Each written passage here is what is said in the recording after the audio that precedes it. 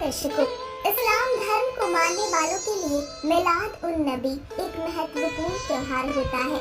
इसे ईद ए मिलाद के नाम से भी जाना जाता है। साथ ही इस पर्व को ईदों की ईद कहा जाता है। आपको बता दें कि मिलाद का अर्थ अरबी भाषा में जन्म से है, जो कि इस्लाम धर्म की स्थापना करने वाले पैगंबर हजरत मोहम्मद सल्लल्लाहु अलैहि वसल्लम के जन्मदिन और इंतकाल के दिन के रूप में मनाया जाता है। यानी मिलाद उन नबी खुशी के साथ साथ गम का त्योहार भी है, क्योंकि इस दिन मोहम्मद साहब का इस दुनिया में जन्म हुआ था, तो वही इसी दिन वो दुनिया से रुखसत भी हुए थे, यानी उनकी मृत्यु भी इसी दिन हुई थी। ये दिन पैगंबर हजरत मोहम्मद के इंतकाल की याद दिलाता है। वही इस्लाम धर्म से जुड़े लोग इस दिन घर व मस्जिद को सजाते हैं और अल्लाह की इबादत करते हैं। उनके द्वारा तरह तरह के पकवान बनाए जाते हैं। साथ ही इस दिन पवित्र कुरान को भी पढ़ा जाता है और गले मिलकर लोग एक दूसरे को ईद ए मिलाद उन नबी की मुबारकबाद देते हैं। लेकिन इस्लाम धर्म को मानने वालों को ये जानना बेहद जरूरी है कि क्या पवित्र आसमानी किताब कुरान में इस तरह के पर्वों को मनाने का आदेश अल्लाह का है। क्या पैगंबर हजरत मोहम्मद जी ने कभी इस तरह के त्योहार मनाए थे? क्या एक दिन की इबादत से अल्लाह से मिलने वाला लाभ हमें प्राप्त हो सकता है?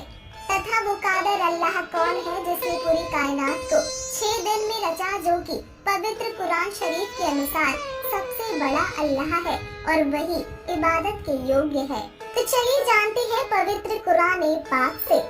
दर्शकों, सर्वप्रथम आपको बता दें कि पवित्र आसमानी किताब कुरान पाक में कहीं भी कादर अल्लाह का आदेश किसी त्योहार को मनाने का नहीं है और ना ही कभी हजरत मोहम्मद जी ने इस तरह के त्योहार मनाए थे, बल्कि कुरान ज्ञान देने वाले अल्लाह को कादर अल्लाह मानकर उसके बताए अनुसार हजरत मोहम्मद जी ने जी जान से उसकी इबादत की।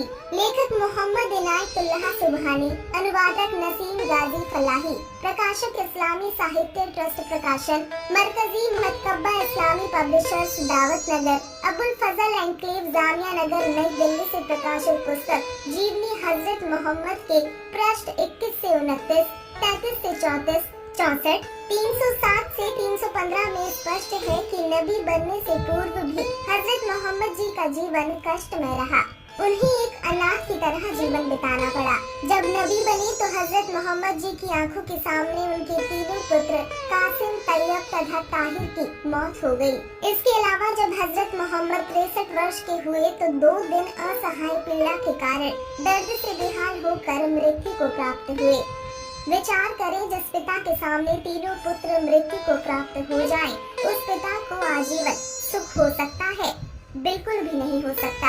विचार करें, जिस अल्लाह के भेजे रसूल नबी मोहम्मद जैसी पुण्य आत्मा जो कि कुरान शरीफ के अनुसार इबादत करते थे, उनके जीवन में कहर ही कहर यानी महान कष्ट रहा, तो अन्य अनुयायियों को कुरान शरीफ व मजीद में वर्णित साधना से क्या लाभ हो सकता है? दर्शकों, आपको बता दें, कुरान ज्ञान देने वाले अल्लाह द्वारा दिया भक्ति ज्ञान अधूरा है, क्योंकि कुरान का ज्ञान देने वाले अल्लाह ने पवित्र कुरान शरीफ सूरत फुरकानी 25 आयत 52 से 59, कुरान मजीद सूर अस-सजदा 32 आयत नंबर 4 और कुरान मजीद सूर बकरा 2 आयत नंबर 255 में कहा है कि हे नबी मोहम्मद, जो कबीर नामक अल्लाह है, उसने सर्व ब्रह्मांडों की रचना की है। वही सर्व पाप नाश करने वाला यानी पापों को क्षमा करने वाला है तथा सर्व के पूजा यानी इबादत करने योग्य है।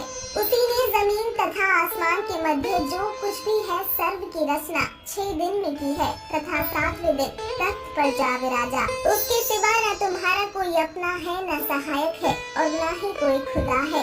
उस सर्व शक्तिमान, सर्व ब्रह्मांडों के रचनहार, सर्व पाप नाशक अल्लाहु अकबर अर्थात अल्लाह कबीर की भक्ति विधि तथा उसके विषय में पूर्ण ज्ञान किसी तत्वदर्शी संत यानी बाखबर संत से पूछो। वही अल्लाह कबीर ने आदरणीय संत गरीब दास जी को बताया था कि गरीब हम ही अल्लाह है, कुतुब गोस और पीर, गरीब दास खालिक धनी, हमरा नाम कबीर। साथ ही पुस्तक भाई बाली वाली जन्म साखी के पृष्ठ 198 में साखी मक्के मदीने में काजी रुकन दीप सूरा के प्रश्न का उत्तर देते हुए सिख धर्म के प्रवर्तक श्री गुरु नानक देव जी ने कहा है, खालिक आदम से जिला आलम बड़ा कबीर, कायम दायम कुदरती सिर पीरा दे पीर, सजदे करे खुदाई नो आलम बड़ा कबीर। दर्शकों, कुरान पाक व संतों की वाणियों के उपरोक्त प्रमाणों से सिद्ध है कि कादर अल्लाह कबीर है, जो कि इबादत के योग्य है तथा कुरान का ज्ञान देने वाले अल्लाह को उस कादर अल्लाह कबीर का पूर्ण ज्ञान नहीं है, तो उसके द्वारा बताई गई भक्ति साधना यानी कुरान में वर्णित इबादत से पूर्ण लाभ नहीं हो सकता।